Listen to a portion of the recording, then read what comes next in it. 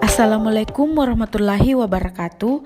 Perkenalkan, nama saya Feni Alfiani AM, kelas 03, NIM D1B1222283. Di sini saya akan memaparkan hasil review jurnal saya yang berjudul Evaluasi Biofarmasi Kapsul dengan Bubuk Apel Liofilisasi. Adapun latar belakang dari jurnal ini, salah satu langkah penting dalam pemodelan sediaan farmasi padat adalah pemilihan kategori sediaan farmasi. Kapsul keras adalah bentuk sediaan yang nyaman dan banyak digunakan, di mana obat dan kandungan eksipien ditempatkan di dalam kapsul. Salah satu kapsul yang paling banyak digunakan mungkin tidak tahan dan larut dalam jus lambung. Jadi, kami memutuskan untuk menggunakan jenis kapsul ini dalam penelitian. Selain itu, kapsul mungkin resisten terhadap jus lambung dan larut dalam bagian tertentu dari saluran pencernaan jika eksipien yang sesuai dipilih. Oleh karena itu, salah satu keuntungan kapsul yang paling penting adalah penggunaan memungkinkan lokalisasi situs saluran pencernaan dari pelepasan senyawa aktif biologis dari kapsul. Properti lain yang sama pentingnya dari kapsul keras adalah bahwa kinetika disolusi zat aktif dapat dimodifikasi dengan menggunakan eksipien yang berbeda dalam pemodelan kapsul keras.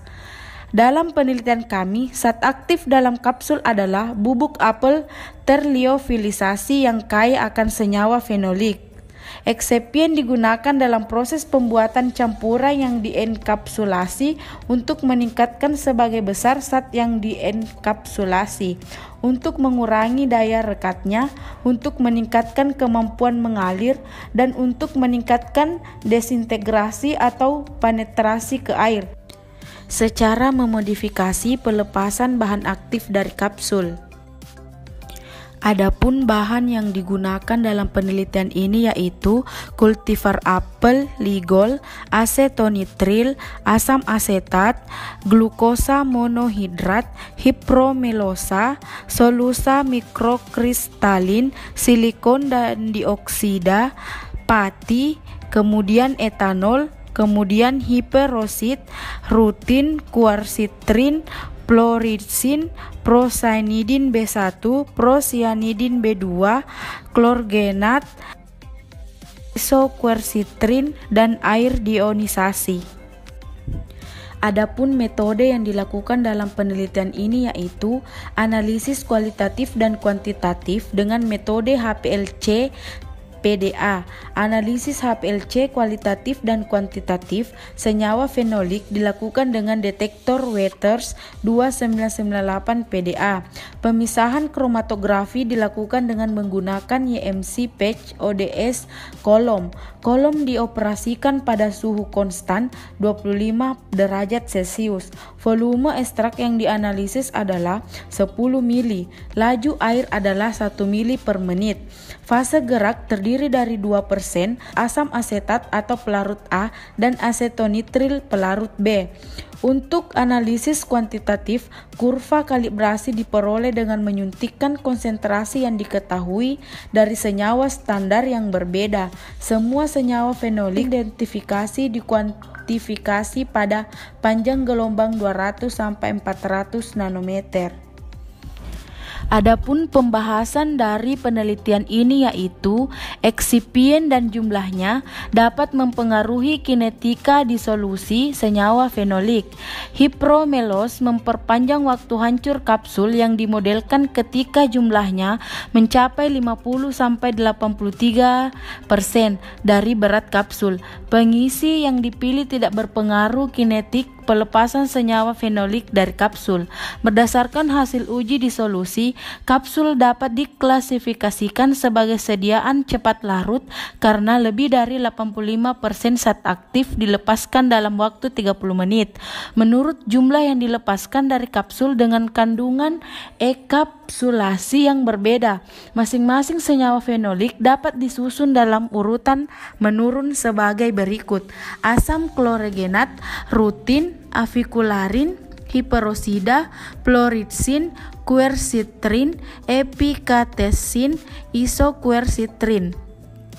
Asam klorogenat adalah senyawa yang dilepaskan dalam jumlah tertinggi dari kapsul dengan kandungan enkapsulasi yang berbeda. Jumlah yang dilepaskan berkisar antara 68,4 hingga 640,3 mg per mili.